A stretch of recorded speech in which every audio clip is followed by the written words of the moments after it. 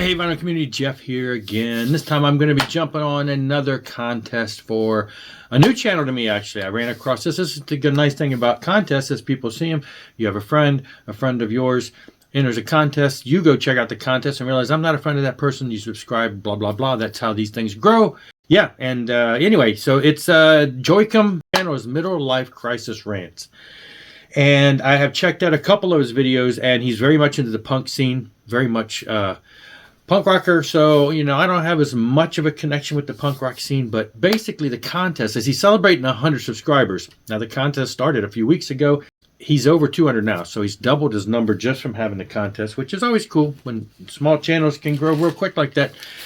So let's get right on this. He wants to keep the videos under 20 minutes. I'm going to try to condense it as much as possible because really the video is he wants to know about us. Of course, I'm celebrating my 5-year anniversary now. So if you've been here for any length of time, you probably know a lot of these stories. But I'm going to probably go into just a little more area here and there. All about me, basically what has, you know, formed your musical journey brought you to where you are now for the most part. So most of this is going to focus on the early years because I can say that probably the last 20 years probably hadn't been much different. Most everything was formed early on, and then we just kind of kept going down that same path. I can't say there's been any drastic changes there. So going way back to when I was a child, again, I know I've told this story many times before. In my preteen years, I had a mostly singles, didn't really have any kind of records. My older brother, I'm the youngest of 3. My middle brother above me is 5 years older. My oldest brother is 7 years older. So they're close together. I'm kind of a last-ditch effort to, well, probably to save a marriage that didn't get saved. So I was the littlest 5 years from the one above me. So my oldest brother listened to a lot of music. So I remember being around the house and seeing Steely Dan, Alice Cooper, all kinds of Queen. I remember seeing those albums as a preteen around our house. So he was into the 70s stuff. And then around 77, early 78 is when I kind of started getting into music myself as far as records. But prior to that, I had singles. And I had things like, not this album, but I had disco. I had Saturday Night Fever. I had the Bee Gees. I had songs from this. I had songs from Grease. I was big into Saturday Night Fever, Grease, and other Bee Gees hits. But I think mainly just this with the Bee Gees. Andy Gibb, loved Andy Gibb. I had singles for just pop-type songs that were on the radio at that point. And this is a story where I'm sure everybody has heard. Somewhere in late 77, early 88, a friend of ours, probably 78, I mean, a friend of mine's sister, older sister, used to listen to Kiss. We broke into getting into her records. And we listened to Kiss, and we were kind of making fun of the way that Ace Frehley sounded on Shock Me. Listen to this guy. He sounds like he's not singing that great. So that was my first connection with that. I ran out. For some reason, I got into it. I don't remember the spark of getting into it, but I ran out, and I bought Love Gun. And my older brother, he knew a little bit about the band. And so I remember we bought this album. I put the album on. I'm probably looking at the stuff inside. My brother, he took the album cover into the dining room and went in there and drew it. He's a very good artist.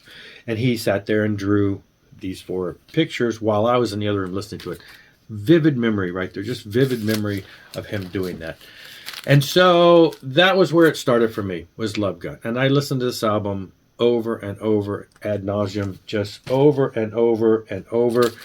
Followed closely by Kiss Alive 2, which probably came out or was already out around the same time. I remember going to Montgomery Ward's, if you remember that chain store, and they had all these album displays, and they had Kiss Alive 2 all on display. So from there, I don't know what order I went back, but I do remember for Christmas one year, my mother bought me all 3 of the first albums. I remember getting those, not the originals, cassette, but, or at least 2. I think maybe I got all 3 in one year. But I don't know at what point I discovered Rock and Roll Over and Destroyer. But I spent a lot of time, pretty good amount of time in these learning all of this stuff in those early years of the late 70s. And then when Dynasty came out, I jumped on board that, and I wasn't poo-pooing the musical change. I didn't care. It was Kiss. I loved it. No change. 1979, first Kiss concert I ever went to. My brother, the one 5 years older than me, and his girlfriend took me, and we went there at like noon, and we stood outside in the hot sun, Hampton Coliseum in Hampton, Virginia, and waited and waited and waited. And we were right in front of the door. But it was a great time, first concert. My brother took me, and it was great stuff. So for me, those early years of listening to music, 78 through at least almost 80, probably 80, was just Kiss. And then my dad did get remarried in 79, and in early 1980-ish, I think it was, somewhere in 1980, we moved. Not far, about 3 blocks away from where I lived growing up for my whole previous 12, 13, 14 years of life, 13 years of life. Moved down the street, basically the other end of the neighborhood. Found a friend right across the street. He's about 2 years younger than me. He listened to a lot of music, and he introduced me because he listened to a lot. He listened to Kiss too, big Kiss fan, but he also had a broader taste. I hadn't really broadened out much beyond Kiss. So he was the one that introduced me to Van Halen. This would have been the hottest new album by them at the time, and I absorbed it. I loved it. And of course, you go back and you get Van Halen 1 and 2. So now for the longest time after that, it was Kiss and Van Halen pretty much solid for, a year or more, maybe a year or two. And then it kind of hits. We start, the U.S. musical changes started hitting, and you pick up things like Motley Crue. Now, at this point, I'm going to the record store. I had a job, and so most all of my money, I went to the record store and bought things that just looked like this. I would look at cool things. If they looked like that, I would buy them. And so I was just buying based on looks. We didn't have a whole lot to go on. We probably had magazines. Circus Magazine was a big one. Metal Edge eventually.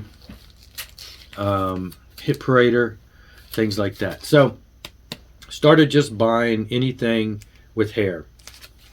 Got into Motley Crue later on. Then I think he's the one that turned me on to some of the early, getting into some of the stuff in the UK, because we were still kind of US based. Shortly after that, we started discovering things like Michael Schenker. Now, the Scorpions were kind of in there somewhere, but I think we discovered Scorpions around the Blackout era. At least I did, and so it would have been around this time-ish, sort of, kind of. But so the whole early history of Scorpions with Schenker, the UFO stuff with Schenker, all of that stuff we were kind of oblivious to until probably earlier 80s, when it really started hitting. MTV had a big boost in what we learned about from overseas and stuff. But I remember discovering Michael Schenker right around this time. This is his 81 second album. And so we got this, and then I discovered The One Night at Budokan, which to me, I know a lot of people say, oh, Made in Japan by Deep Purple is one of the greatest live albums ever, or so-and-so greatest live. To me, this one is pretty much, it's just such a nostalgic listen for me that it's, in my mind, it ranks up there as one of the greater live albums ever. So I really got into that stuff and got heavily into that. And we started discovering all the bands. At that time, we started getting into bands like Saxon, a lot of overseas stuff. Def Leppard's early albums. High and Dry was probably the first one. And then we eventually got, On Through the Night. So we were, involved in that early stuff. And pretty much, that's all I got to show for that, because it's all story from here. But pretty much just expanded into all kinds of known and less known bands. Started discovering bands like Riot and stuff like that. And then as the 80s progressed, 82, you start seeing more things. 83, we started getting into, I was the first one in my friends group that bought Metallica. Nobody really quite grasped it, but I fell in love with it. Exciter, Raven. Again, they had a section by this point in our record store, which was more or less indie releases, which really were imports. We called them imports. We didn't call them indies. We called them imports because they were from other places. Indie would have implied things like Metal Blade, Combat Records. These are small labels. And so all of that stuff became the indie section or the import section. And that became where I lived. If it was in that section, most likely it was going to go home with me at some point. And there was like 2 or 3 bins of that. And so that's where I just started flipping. And, you know, I discovered all the LA bands that started popping up in there. The early Rat EP one was it Time Coast Records, where that first one with the black and white cover. Like I said, I got Raven, and just I can still vividly remember looking through and just some of the stuff that I bought based solely on the way it looked. At this point, we had discovered Kerrang! Magazine. There was some store that used to carry that, so we did have a tap into some of the overseas stuff. But basically, it became hard rock and metal from 78-ish of my life on through 80s. Then then around 1985, I went in the military, left home 1984, summer of 1984. I turned 18, joined the military. 3 days later, was on a bus, headed away. And so I was then stationed in Mississippi in 1984 after basic training, after tech school in Texas. Went to tech school at Sheppard Air Force Base in Texas. Was big into music. There was a guy at the record store there when I was at Sheppard Air Force Base. He worked at the record store, long hair. He played in a band called Damien. They came and played the Airman's Club once. Got to meet them. Used to hang out, just talk to him all the time at the record store. I would get on the bus had no car. Get paid. Get on the bus. Local bus would take us to town. We'd go to the mall. I'd blow my paycheck on records. It just kind of went from there. And then eventually I got stationed in Mississippi, and the same thing. I ran into some friends, and we eventually, every payday, we were on the bus. None of us had a car. We were on the bus. Public transport took us probably 5 miles down the road to the mall. To Bebop Record Shop, huge record store in a little strip mall. Had a lot of stuff. I used to buy so much stuff there. They, too, had an independent import section. If it was on Metal Blade, if it was on Combat Records, if it was on Shrapnel Records, it was going home with me. Those were my go-to labels back in the 80s. I knew that pretty much anything on these labels were going to be right up my alley. So it grew from there. Just metal. Then in 1985, major life change in the sense that I started... I grew up in the church, had always been a good kid, never had any vices, no smoking, no drinking, none of that stuff was nice, never did much cussing. I was a church kid that listened to heavy metal. And I decided in 1985 to clean my act up in that sense, to get a little closer, have a closer relationship with the Lord. And yes, I did the unthinkable. I threw away my records. I threw away, just in the dumpster, hundreds of records. And that's when I made a decision to get back into a walk in faith. And I just trashed everything except the 1 or 2 Stryper albums I had in 1985. I went out and bought some other stuff that I'd seen in the same Bebop Records independent releases. All those that were on those early labels at that point. The only things that were out in that genre was that I remember was Stryper, Barnabas, Saint, Psy Prophet. I later discovered Philadelphia. These are all small bands on small labels in that general area. And from that, I had hundreds of records, gone to probably 5 or 6. I was starting to only listen to Christian rock. So from 1985 until probably 1994, that was it. That was it. Just Christian rock. Got to where a lot of tape trading going on, lots of bands with demos, lots of small, up and coming demo and self-release tapes. A lot of tape trading, which everybody was doing in the 80s, but people were doing it. It was big in the Christian market. Not a lot of labels were doing Christian rock, but there were some. 86 started really churning. It started growing. We started seeing Barren Cross, Bloodgood. It just grew from there. Now, in 1988, I by that point, I was subscribing to fanzines, little self-published magazines. And I don't know why I did this. Not a clue. So I started self-publishing a magazine. This was the first issue. Hard to tell here. I used a magic marker, but this was a dot matrix printer, and then I filled it in with a black Sharpie. It's all a dot matrix printer. Took it to a print shop, and they put it together, stapled it, and all that stuff. Dot matrix printer. I wrote articles and did an interview with Tempest at the time. They were a hot band. Reviews, stuff like that. So I got my foot in the door, had ads on the back for tapes and things you could get, classified ads, things like that. Had some help in the early days. This would have been 1980. I think this was 1988, 87 or 88, probably 88. At that point, had made contact with Doug Van Pelt of Heaven's Metal, got some help getting off the ground there. White Throne Magazine, Dave Johnson had also helped. I did a second issue with Guardian, did an interview with them. You see they're on the back cover too, same issue, sorry. But Guardian, later on did issue number 3 with Paragon. They got a little thicker, got a little more. Still Dr. Matrix printer though, because that was just the way we did it. Lots and lots of reviews, because now people are sending me stuff to review, and so I've got more to review. And news and things like that, calling people, picking up on news. And then eventually this was issue number 4, probably around the time my wife got pregnant, and I started realizing things were getting harder to do. And so I and plus I was getting kind of phased out by some of the music, the way it was going. I was like, so I did this issue called A Lot Less Music, A Lot More Jesus. And it became more articles, and it had, it still had lots and lots of reviews in here. Still lots of stuff, lots of music, things along that line. But I kind of was starting to phase my life into more of a serious articles rather than getting into all the music things. So I kind of pulled the plug at this point. I was one of those people back in the early days where if the Christian music didn't say Jesus or something very evangelical, we used to give it, just that's not Christian music, blah, blah, blah. One of those real strict, hardcore things. But then you eventually kind of come out of that. And so by the early 90s, we're starting to really pay attention to crossover bands. You got bands like King's X, which started off very positive Christian type message, and then they eventually moved away from that. Alice Cooper in 94 is his first, when he came out as being, returning to his faith.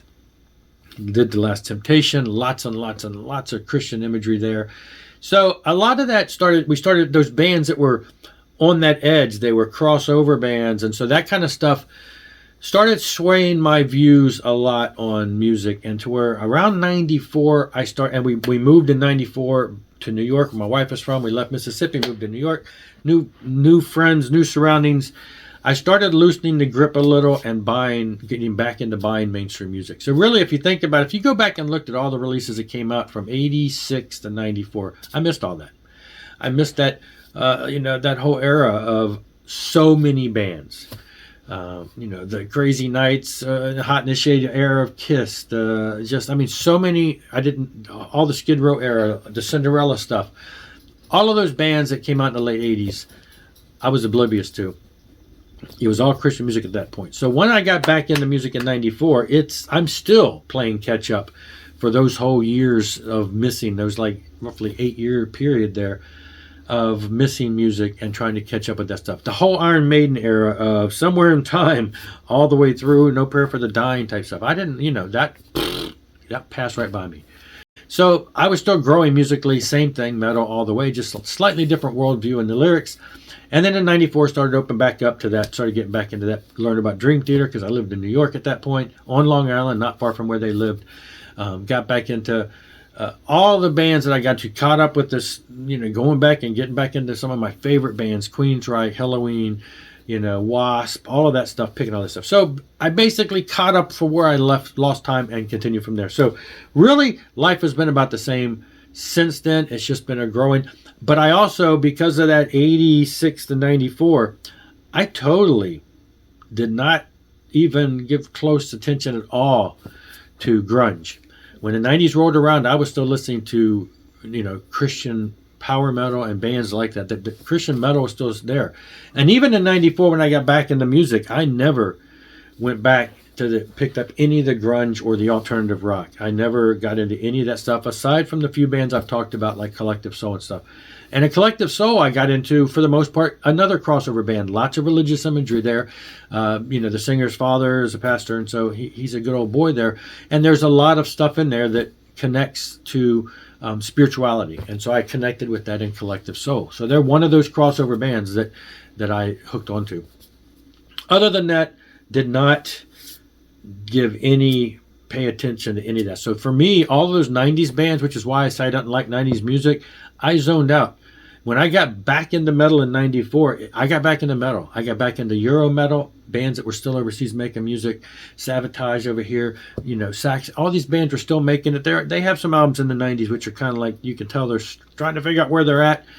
But it was metal, metal, metal. I did not ever get into Nirvana, did not get into Soundgarden, did not get into Pearl Jam, did not buy any of that stuff, never got into that stuff. So totally still, I know a little bit about it, but for the most part, that's not the kind of stuff that I've, even to this day, don't buy or get into. So yeah, not a 90s person. I still listen to metal through the 90s. And it's been the same ever since. Basically, now I listen to a lot of both sides, a lot of mainstream music and a lot of Christian rock and metal. And so I am, you find that on my channel. It's a lot of both. A little more balance now. And so, yeah, great stuff. That's about it for me, though. And that's my journey. And I'm going to stop it here because there's not much else to tell. You've seen what I've been doing for the past 5 years, and that's pretty much just the same stuff I've been doing for the past 20 years since the 90s. So thanks a lot for watching. Make sure you check out the contest. Link below. See you later. Rock on and rock hard.